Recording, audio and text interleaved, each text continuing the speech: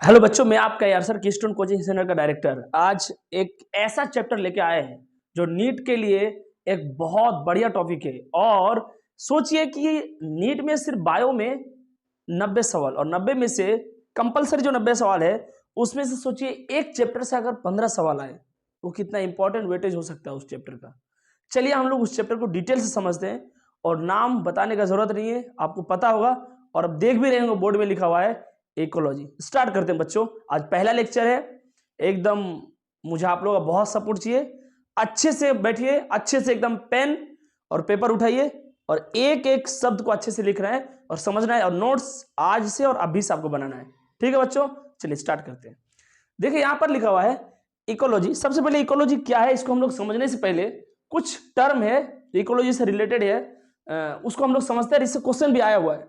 देखिए term ecology, ई Hückel नाम का एक पहला इंसान, फर्स्ट साइंटिस्ट जिसने इकोलॉजी टर्म को दिया था, यानी इस शब्द का इजाद डिस्कवरी किया था, उसका नाम है ई हैकेल। क्वेश्चन आता है, करना आपको, फादर ऑफ इकोलॉजी, राइटर। हम लोग इकोलॉजी का फादर मानते हैं राइटर को, यानी इकोलॉजी का father, father of ecology writer है। लेकिन अगर बात करें इंडियन फादर, यानी इंडिया में इकोलॉजी का फादर किसको माना जाता है, तो प्रोफेसर रामदेव मिश्रा। 3 पॉइंट याद रखना है। टर्म दिया ई हैकेल ने, फादर है राइटर, और इंडियन फादर है इकोलॉजी का, ध्यान रखना है, professor Ramdev Mishra. First ecology term was employed by. अब देखिए फिर एक सवाल, पहली बार इकोलॉजी टर्म का इंप्लीकेशन किसने किया, यानी फर्स्ट टाइम इकोलॉजी टर्म दिया इसने ई हैकेल ने, बट इसको फर्स्ट टाइम यूज में लाया है आपका वार्मिंग ने। फर्स्ट टाइम इकोलॉजी टर्म को यूज में लाना, फैलाना, बुक्स में छापना वार्मिंग ने किया। फर्स्ट टाइम इस शब्द को दिया ई हैकेल ने। Father writer, Indian father professor Ramdev Mishra. अब हम लोग समझते हैं इकोलॉजी।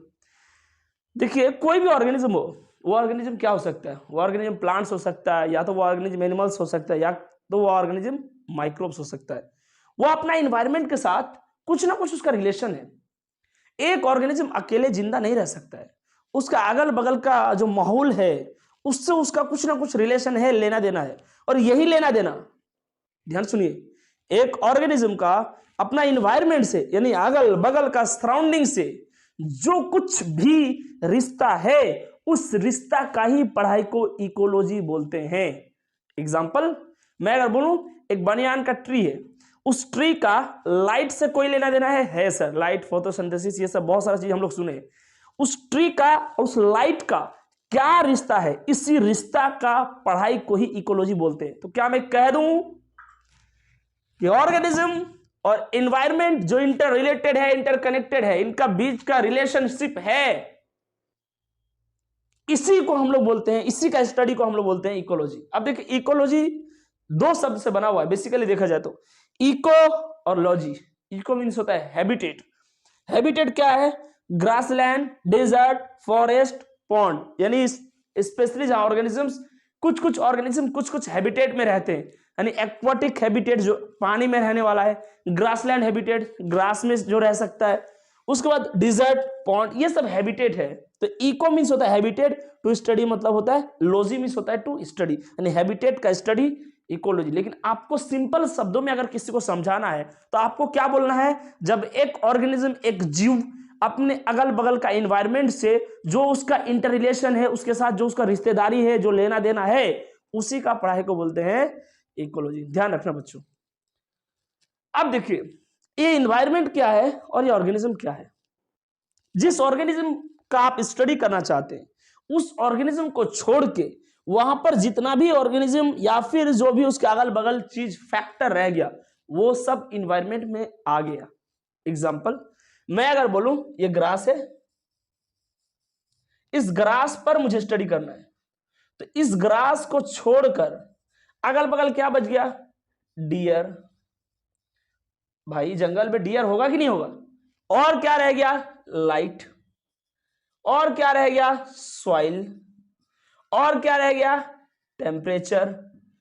ये सब के सब इन्वायरमेंट है। यानी आप जिसको पढ़ना चाहते हैं उस ऑर्गेनिज्म को छोड़कर उसके अगल बगल जो भी चीजें बच गया वो सब के सब इन्वायरमेंट है।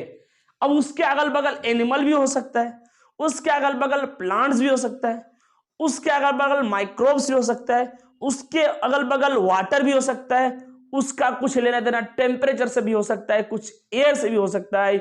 यानी उसको छोड़कर जो भी बच गया वो सारा का सारा इन्वायरमेंट का हिस्सा है। देखिए ऑर्गेनिज्म में क्या हो सकता है, हम सिलेक्ट करेंगे तो ऑर्गेनिज्म जीव क्या हो सकता है, एनिमल होगा भाई, कोई भी एनिमल हो सकता है ऑर्गेनिज्म, कोई माइक्रोब्स हो सकता है, कोई प्लांट्स हो सकता है, ये ऑर्गेनिज्म है। इन्वायरमेंट क्या होगा, या तो एनिमल होगा, या तो प्लांट होगा, या तो माइक्रोब्स होगा, या तो फिर लाइट, सॉइल, टेम्परेचर, वाटर। देखिए ये जो इन्वायरमेंट है यानी इसके अगल बगल में जो लिविंग वाला इन्वायरमेंट है, ध्यान से सुनिए, इस ऑर्गेनिज्म के अगल बगल जो लिविंग एनवायरनमेंट है, लिविंग एनवायरनमेंट क्या क्या हो सकता है इसके अगल बगल, दूसरा एनिमल्स हो सकता है, प्लांट्स हो सकता है, दूसरा मिट्टी में माइक्रोब्स हो सकता है, यह भी एनवायरनमेंट का हिस्सा है लेकिन ये लिविंग वाला पोर्शन है। यानी एनवायरनमेंट में भी लिविंग वाला एनवायरनमेंट को हम लोग बोलते हैं बायोटिक। क्या बोलेंगे, बायोटिक। और जो छूट गया लाइट, टेम्परेचर, सॉइल, वाटर, वो एनवायरनमेंट में भी नॉन लिविंग वाला पोर्शन है, फैक्टर है, उसको हम लोग बोलेंगे ए बायोटिक। यानी एनवायरनमेंट का दो कैटेगरी हो गया, बायोटिक और ए बायोटिक। ऑर्गेनिज्म को छोड़कर आसपास जितना भी फैक्टर है जिससे उसका कुछ ना कुछ लेना देना है वो सब के सब इन्वायरमेंट हो गया। इन्वायरमेंट या तो बायोटिक होगा या तो ए बायोटिक होगा। बायोटिक मतलब लिविंग, बायोटिक मतलब नॉन लिविंग। बच्चों नोट कीजिए, एक एक चीज को आपको नोट करना है, ध्यान से सुनना है। और अभी इसी वक्त आप जब लेक्चर देख रहे हैं उसी वक्त आपको याद कर लेना। ये सब नाम वगैरह हम लोग बाद के लिए छोड़ देते हैं, नहीं आपको अभी याद करना है। आगे और भी बहुत सारा चीज है जो हम लोग याद करेंगे। तो बच्चों आप एक काम कीजिए, सबसे पहले इसको नोट डाउन कर लीजिए, इसको नोट डाउन कर लीजिए, उसके बाद फिर इसके आगे क्या है वो मैं आपको बता रहा हूं। हाँ, तो नोट डाउन करने के बाद अब हम लोग इसी टॉपिक को थोड़ा और टर्मिनोलॉजी के साथ एक एक टर्म को समझते हैं। वैसे अभी भी ये जो हम आपको टर्म समझा रहे हैं ये सब डिटेल में आएगा, चाहे ऑर्गेनिज्म हो, चाहे पॉपुलेशन हो, कम्युनिटी है, इकोसिस्टम, बायोम, बायोस्फीयर, इसको फिर हम लोग एक एक करके पढ़ेंगे। लेकिन हाँ, चैप्टर स्टार्ट होने से पहले हम प्रिपरेशन तो कर लें, हम एक एक चीज को जो बाद में समझेंगे उसका मीनिंग तो समझ लेते हैं कम से कम। तो इसीलिए आपको एकदम क्लियर कट डिफरेंस पता होना चाहिए। पॉपुलेशन क्या है, कम्युनिटी क्या है, बायोस्फीयर क्या है, बायोम क्या है। जब तक आपको क्लियर नहीं होगा तब तक आप किसी के सामने भी एग्जैक्ट आंसर दे ही नहीं सकते, गलती हो सकता है। तो बच्चों ध्यान दीजिए, मैं एक ऑर्गेनिज्म बनाया, ये प्लांट है, यहां पर मैं कुछ और भी बना सकता था, मानिए एनिमल बना सकते थे, कोई माइक्रोब्स बना सकते थे। जंगल में, फॉरेस्ट के अंदर मैं इस ऑर्गेनिज्म का स्टडी करने वाला हूं। आज फॉरेस्ट के अंदर चलते चलते हमें एक प्लांट मिल गया है और हमारा नजर उसी में है। प्लांट बहुत सारा है लेकिन उस प्लांट को हमें स्टडी करना है, उस प्लांट को समझना है। वो हमारे लिए बन गया ऑर्गेनिज्म। क्या बन गया, ऑर्गेनिज्म। चलिए देखते हैं इसका किस किस से क्या क्या लेना देना है, किस किस के साथ ये इंटरेक्ट करते हैं, किस किस के साथ ये रिलेशनशिप बनाए हुए हैं। चलिए समझते हैं। सबसे पहला, क्या इस ऑर्गेनिज्म का, क्या इस प्लांट का कोई और दूसरा प्लांट से कुछ रिलेशन है? क्या रिलेशन है? अगर इस प्लांट के अगल बगल बहुत सारा प्लांट होगा, हो सकता है इसको मिनरल्स और वाटर लेने में प्रॉब्लम हो। ऐसा हो सकता है, नहीं हो सकता है? हो सकता है। मतलब दूसरा प्लांट से भी इस पर प्रभाव आता है, इफेक्ट करता है। यानी दूसरा प्लांट का भी इस प्लांट में असर है। क्या इस प्लांट का किसी एनिमल से लेना देना है? कोई बड़ा जिराफ आएगा, इस प्लांट को खा जाएगा, ये उसका पेट में चल जाएगा, इसको डिस्टर्ब कर देगा, इसका प्रोडक्टिविटी घटा देगा। यानी इस प्लांट का किसी एनिमल के साथ भी रिलेशन है, ये प्लांट किसी एनिमल के साथ भी इंटरेक्ट करता है। अगर बात करूं माइक्रोब्स का, क्या इस प्लांट का माइक्रोब्स से लेना देना है। इस प्लांट का रूट में बहुत सारा माइक्रोब्स रहते हैं, वो इस प्लांट को नाइट्रोजन फिक्स करके देते हैं, वही नाइट्रोजन ये यूज करता है। इसके पत्तियां या फिर लीव्स कह दूं, जब ये नीचे गिर जाता है उसको सड़ा गला के फिर से दोबारा उससे न्यूट्रिएंट निकाल के माइक्रोब्स दोबारा इसको यूज करने देता है। मतलब इस प्लांट का दूसरा प्लांट से भी रिलेशन है, इस प्लांट का दूसरा एनिमल से भी रिलेटेड है, और इस प्लांट का रिलेशन माइक्रोब से भी है। अगर इस प्लांट को मैं ऑर्गेनिज्म मानूं तो हमारा एनवायरनमेंट है, और एनवायरनमेंट में भी ये बायोटिक वाला पोर्शन है, यानी एनवायरनमेंट में भी लिविंग वाला पोर्शन को बोलेंगे हम लोग बायोटिक। अब देखिए इस प्लांट का प्लांट के साथ रिलेशन है, इस प्लांट का एनिमल के साथ, इस प्लांट का माइक्रोब्स के साथ, ये तो हम समझ गए। लेकिन क्या इस प्लांट का लाइट के साथ कोई रिलेशन है? सर लाइट है तो फोटोसिंथेसिस है, फोटोसिंथेसिस है तो प्लांट्स का फूड है, प्लांट्स का फूड है तो प्लांट का ग्रोथ है, प्लांट का ग्रोथ है तो प्लांट का बायोमास है। यानी प्लांट लाइट के ऊपर भी निर्भर करता है, और लाइट और प्लांट का भी एक रिलेशन है। लाइट कम होगा, प्लांट का हो सकता है प्रोडक्टिविटी कम हो। समझ रहे आप? क्या इस प्लांट का टेम्परेचर से लेना देना है? इस प्लांट का एक ऑप्टिमम टेम्परेचर होगा, एक बेस्ट टेम्परेचर होगा। इस प्लांट एक ऐसा टेम्परेचर पे ज्यादा काम करता है जो टेम्परेचर इसके लिए ऑप्टिमम है। हो सकता है हम टेम्परेचर कम करेंगे, हद से ज्यादा करेंगे, इस प्लांट को प्रभाव पड़ेगा कि नहीं पड़ेगा? पड़ेगा। यानी इस प्लांट का लाइट के साथ भी लेना देना है, लाइट के साथ भी इंटरेक्शन है, इस प्लांट का टेम्परेचर के साथ भी इंटरेक्शन है, इस प्लांट का सॉइल के साथ भी इंटरेक्शन है। यानी हम किस प्रकार का सॉइल में इस प्लांट को उगाते हैं, उसमें कितना मिनरल न्यूट्रिशन है, कितना वाटर होल्डिंग कैपेसिटी है, ये बात भी इस प्लांट पर निर्भर करेगा और इस प्लांट के ग्रोथ पर प्रभाव डालता है। यानी ये जो प्लांट है, ये प्लांट दूसरा प्लांट पर भी, एनिमल्स पर भी, microbes, light, temperature, soil, air में कितना ऑक्सीजन कंटेंट है, कितना नाइट्रोजन कंटेंट है, एयर में कितना कार्बन डाइऑक्साइड का कंटेंट है, कितना परसेंटेज है, इस बात पे भी इस प्लांट पर प्रभाव पड़ेगा कि नहीं पड़ेगा यार? पड़ेगा। और वाटर का तो डायरेक्ट लॉजिक आपको समझ में आता होगा कि वाटर का सीधा इफेक्ट, सीधा प्रभाव हम प्लांट में देख सकते हैं। अरे होगा कि नहीं होगा यार? तो वो वाला पोर्शन, इन चीज पर भी प्लांट निर्भर कर रहा है, इस पर भी हमारा ये ऑर्गेनिज्म निर्भर है और इन चीजों पर भी निर्भर है। लेकिन डिफरेंस ये है कि ये सब के सब ए बायोटिक फैक्टर है, ए बायोटिक है, नॉन लिविंग फैक्टर है, और ये लिविंग फैक्टर है, ये भी इनको प्रभाव डालता है, वो भी डालते हैं। वो नॉन लिविंग है और ये लिविंग है। ये ऑर्गेनिज्म, इस ऑर्गेनिज्म को छोड़कर हमारा सराउंडिंग में जितना भी चीज से ये इंटरेक्ट करता है, वो सब के सब सराउंडिंग के चीज एनवायरनमेंट हो गया।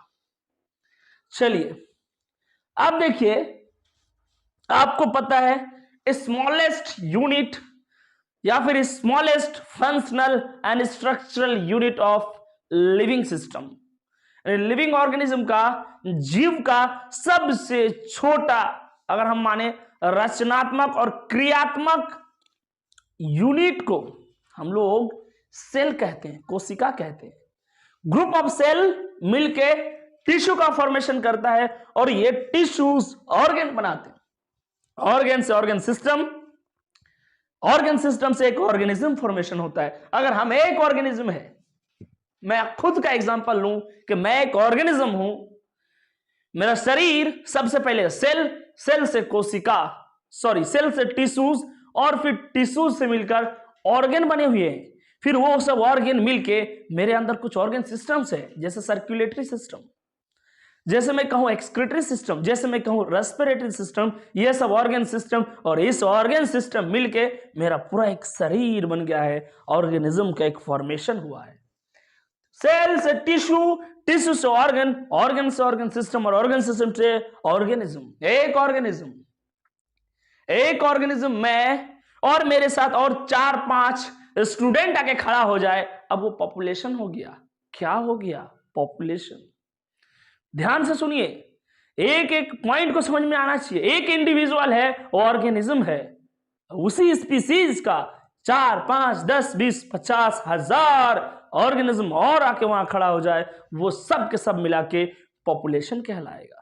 यानी एक स्टूडेंट खड़ा है, वो एक इंडिविजुअल है, 10 स्टूडेंट आ गया, पॉपुलेशन बन गया ह्यूमन का। क्या आप समझ रहे हैं? समझ रहे हैं? नहीं समझ रहे यार? ध्यान से समझिए, हर एक पॉइंट को ध्यान से सुनिए। आप देखिए, पॉपुलेशन से मिलकर बनता है कम्युनिटी। ये क्या बात कर दी है सर? पॉपुलेशन से मिलकर बनता है कम्युनिटी। मैं बोलूं प्लांट, प्लांट में नीम का प्लांट, एक नीम का प्लांट है, अगर सिर्फ एक नीम का प्लांट, वो ऑर्गेनिज्म कहलाएगा। 10 नीम का प्लांट है, पॉपुलेशन है नीम का, क्या है? पॉपुलेशन है। लेकिन मैं अगर कहूं कि नीम का प्लांट के साथ साथ पपाया का प्लांट भी लाए, मैंगो का प्लांट भी शामिल कर दिया जाए और बनियान का प्लांट भी, अब वो क्या बन जाएगा? कम्युनिटी बन जाएगा। यानी पॉपुलेशन में इंडिविजुअल जो भी रहे, स्पीसीज एक ही रहेगा। बहुत सारा नीम का पेड़ है, लेकिन है तो नीम, स्पीसीज एक है। लेकिन कम्युनिटी में स्पीसीज अनेक है।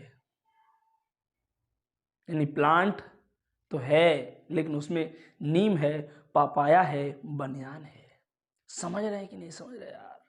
चलिए और आगे बढ़ते हैं। उसके बाद आता है हमारा इकोसिस्टम, और फिर इकोसिस्टम से बायोम, और बायोम इकोसिस्टम का ही लार्ज फॉर्म को बायोम बोलते हैं। मैं ये 3 चीज को, इकोसिस्टम, बायोम और बायोस्फीयर, अब इसीलिए नहीं बोल रहा हूं क्योंकि इधर वही है। आप ये मत समझिए सर स्किप करते हुए चल रहे हैं। ये इकोसिस्टम, बायोम और बायोस्फीयर, बायोस्फीयर का 3 भाग, एटमॉस्फेयर, लिथोस्फीयर, हाइड्रोस्फीयर। आप एक पॉइंट ध्यान रखिए, हमारा अर्थ यानी पृथ्वी खुद एक बायोस्फीयर है। मैं क्या कह दूं, पृथ्वी 3 पोर्शन में डिवाइड है, हवा, पानी और लैंड मास। हवा वाला पोर्शन एटमॉस्फेयर, पानी वाला पोर्शन हाइड्रोस्फीयर, और जो सॉलिड पोर्शन है उसको हम लोग कह सकते हैं लिथोस्फीयर। बायोस्फीयर का, बायोस्फीयर अर्थ है, अर्थ का ये 3 पोर्शन है, 3 डिवीजन है। अर्थ को 3 पोर्शन में हम लोग भाग कर सकते हैं। आप लोग इसको नोट कीजिए, या फिर देखिए इधर कुछ पॉइंट है, इसको हम लोग समझते हैं। यहां पर लिखा हुआ है प्लांट को मैं क ख ग घ, लेट, लेट मीन्स मानते हैं। आज हम लोग जितना भी प्लांट्स है उसको क ख ग घ मानते हैं। अगर मैं बोलूं मेरे पास क क क है, मतलब मेरे पास प्लांट है। अब ध्यान रखिए, ये मैं माना गया, ये संविधान में लिखा हुआ नहीं है। Let it be x. बचपन से जब मैथमेटिक्स में हजारों मान रहे हैं, क्या बायोलॉजी में थोड़ा मानने से दिक्कत है? नहीं है ना यार, कब से सर मनवा रहा है। लेट रीमा का एज वाई है, आज मान लेते हैं, बायोलॉजी में भी मानने का टाइम आया है, मानना पड़ेगा आपको। जब इतना मानते हैं मैथ में, तो बायो में क्यों नहीं मान ले? वो भी सिर्फ 3 बार मानने बोल रहे हैं। हम प्लांट को क ख से डिफाइन करेंगे, हम एनिमल्स को ABCD से समझेंगे, और हम माइक्रोब्स को 1 2 3 बोलेंगे। कोई ऑब्जेक्शन है आपको? अगर है फिर भी कोई दिक्कत नहीं है, मैं मान के ही रहूंगा, और आप कुछ कर भी नहीं सकते हैं। तो आपको क्या करना है? मानना है बच्चों। चलिए समझते हैं। मैं अगर मान लूं मेरे पास ऑर्गेनिज्म ए है, कोई भी मेरे पास एनिमल है ऑर्गेनिज्म, उसका एक मेंबर है मेरे पास। कैट मान सकते हो, डॉग मान सकते हो, elephant, giraffe, goat, horse, as you like, जो आपको अच्छा लगता है मान लीजिए, लेकिन एक मानना है। कैट रहे फिर भी एक रहे, हॉर्स रहे फिर भी एक रहे, एलिफेंट है फिर भी एक एलिफेंट मानना पड़ेगा आपको।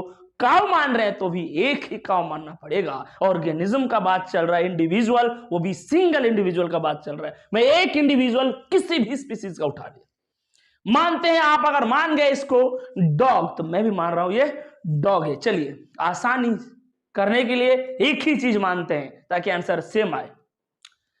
ये डॉग है, ये एक ऑर्गेनिज्म है, एक डॉग एक ऑर्गेनिज्म है।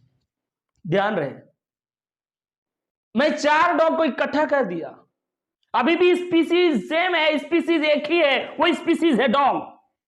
डॉग का ही स्पीसीज है, प्रजाति डॉग का ही है। ध्यान रहे आपको, स्पीसीज सिंगल है। क्यों स्पीसीज? क्योंकि डॉग ही है, बस डॉग है। एक डॉग ऑर्गेनिज्म, 4 डॉग हो गया, डॉग का पॉपुलेशन है। क्या है डॉग का? पॉपुलेशन। ये पॉपुलेशन है डॉग का, 4 डॉग है। अब मैं क्या किया, 2 डॉग लिया, 2 कैट लिया, एक एलिफेंट लिए, एक जिराफ लिए, एक काव लिए, एक हॉर्स ले लिए। आप समझिए स्पीसीज बहुत सारा हो गया। कितना स्पीसीज हो गया? एक स्पीसीज डॉग का, कैट भी है, 2 प्रकार का स्पीसीज हो गया। ये देखे 3 4 5 6 प्रकार का स्पीसीज हो गया। यानी यहां स्पीसीज का संख्या बढ़ गया। यहां अगर 1000 कैट भी लेते, सिंगल स्पीसीज का यहां होना जरूरी है पॉपुलेशन के लिए, लेकिन हम यहां स्पीसीज बहुत सारा कर दिए। डॉग भी लिए हैं, कैट भी लिए हैं, हॉर्स भी लिए हैं। अब ये पॉपुलेशन नहीं कहलाएगा, अब ये कहलाएगा कम्युनिटी। क्या कहलाएगा? मैं एक स्पेशल नाम कह दूं। अगर यहां पर देखा जाए तो मैं इसको एनिमल कम्युनिटी कह सकता हूं, क्योंकि डॉग हो, चाहे हॉर्स हो, चाहे कैट हो, ये सब के सब एनिमल्स के मेंबर है, तो मैं इसको एनिमल कम्युनिटी कह सकता हूं। अगर मैं यहां पर बनियान बोलूं, मैंगो बोलूं, पपाया बोलूं, गुआवा का पेड़ बोलूं, फिर वो प्लांट का कम्युनिटी हो जाएगा। इसी प्रकार माइक्रोबियल कम्युनिटी भी होता है। अरे यार, आ रहा है कि नहीं आ रहा है? मुझे पूरा यकीन है आप लोग को आ रहा है। एक एक पॉइंट ध्यान से सुनिए। अब कम्युनिटी से बन जाता है इकोसिस्टम। यहां से डेफिनेशन क्या है? एक इंडिविजुअल है, एक ही स्पीसीज है, बहुत सारे इंडिविजुअल है, या मैनी स्पीसीज आ गया। यहां तक लिविंग का ही बात चल रहा था। अब अगर मैं बोलूं कम्युनिटी में जो ऑर्गेनिजम्स है, जो स्पीसीज है, अगर वो एबायोटिक फैक्टर के साथ रिलेशन बना रहा है, अब उस एबायोटिक फैक्टर को मैं ऐड कर दिया, वो इकोसिस्टम बन गया। यानी यहां तक एबायोटिक फैक्टर था ही नहीं, सिर्फ लिविंग फैक्टर था। अब यहां फर्स्ट टाइम इकोसिस्टम में जब बायोटिक और एबायोटिक का इंटरेक्शन होना स्टार्ट हो गया, इकोसिस्टम कहूंगा। मेरा सवाल आपसे है, क्या एक ऑर्गेनिज्म कभी भी रह सकता है? नहीं रह सकता है। मैं यहां पर खुद एग्जिस्ट कर ही नहीं सकता हूं। मेरा इंटरेक्शन 24 घंटा एयर से है, मेरा इंटरेक्शन 24 घंटा लाइट से है, मैं टेम्परेचर के साथ भी डिफाइंड हो सकता हूं। मैं यहां कहीं ना कहीं बहुत सारा चीज से जुड़ा हुआ हूं। डेफिनेशन के लिए, सोचने और समझने के लिए और समझाने के लिए इन सब चीजों का हमें हेल्प लेना पड़ता है। लेकिन ना ही इस पृथ्वी में एक सिंगल इंडिविजुअल एग्जिस्ट कर सकता है, ना ही पॉपुलेशन और ना ही स्पीसीज, बहुत सारा भी। यानी जब तक स्पीसीज का दूसरा स्पीसीज के साथ या फिर एबायोटिक फैक्टर के साथ जब तक वो रिलेशन नहीं बनाएगा, तब तक वो रह ही नहीं सकता है। क्या मैं सिर्फ 1000 डॉग को रख सकता हूं एक ही जगह में? नहीं, वो उस टाइम भी एयर के साथ कनेक्टेड है, वो उस टाइम भी टेम्परेचर के साथ कनेक्टेड है। आप टेम्परेचर बढ़ा दीजिए, ये खत्म हो जाएगा। यानी जब स्पीसीज बायोटिक कम्युनिटी हमारा एबायोटिक के साथ रिलेशन बनाना स्टार्ट कर दे, मैं बोलूंगा इकोसिस्टम बन गया। क्या बन गया? असल में देखा जाए तो इकोसिस्टम ही एग्जिस्ट करता है, हर एक जगह इकोसिस्टम ही है।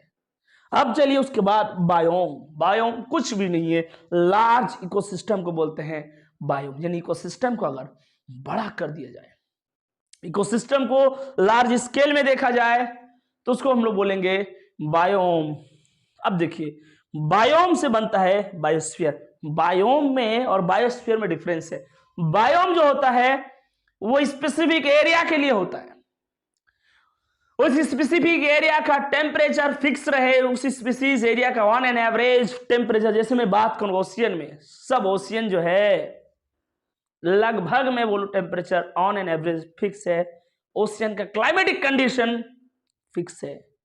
लेकिन बायोस्फीयर का बात करूं तो ऐसा नहीं है। इन कहीं भी इस दुनिया में, पृथ्वी में एक ऑर्गेनिज्म अगर कहीं के इकोसिस्टम के साथ रह रहा है, हम लोग उसको बोलते हैं वो बायोम है। यानी बायोम होने के लिए specific area, specific organism, specific climatic condition का जरूरत नहीं है, एरिया होना चाहिए। उस एरिया में लिविंग नॉन लिविंग का, लिविंग का इंटरेक्शन चल रहा है, वो बायोस्फीयर कहलाएगा।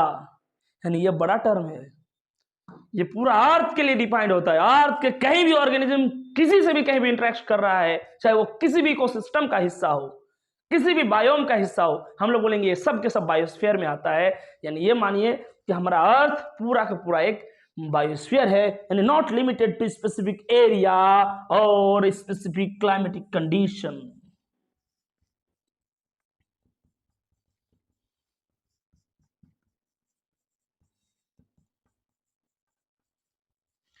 ये ना ही किसी स्पेसिफिक एरिया से रिलेशन है इसका, ना ही इसके लिए कोई स्पेसिफिक क्लाइमेटिक कंडीशन होना चाहिए, कहीं भी हो बायोस्फीयर है। अब देखिए हमारा अर्थ अगर बायोस्फीयर है तो फिर हम अर्थ को 3 पोर्शन में डिवाइड कर सकते हैं। मैं अभी आपको इधर बताए, अर्थ का एयर वाला पोर्शन, गैसियस वाला पोर्शन, सब के सब हम लोग बोलेंगे एटमॉस्फेयर है। अर्थ का सरफेस से लेकर जहां तक अर्थ का एटमॉस्फेयर एग्जिस्ट करता है एटमॉस्फेयर है। अर्थ का वाटर वाला पोर्शन हाइड्रोस्फीयर और सॉलिड पोर्शन लिथोस्फीयर। बच्चों अभी भी अगर कोई डाउट है तो फिर उसके लिए अब एक ही सॉल्यूशन है, वो है आपका कमेंट बॉक्स। वहां पर क्वेश्चन डालिए, जवाब देने के लिए मैं तैयार हूं। और सिर्फ आपको मैं पढ़ाऊंगा नहीं, समझाऊंगा।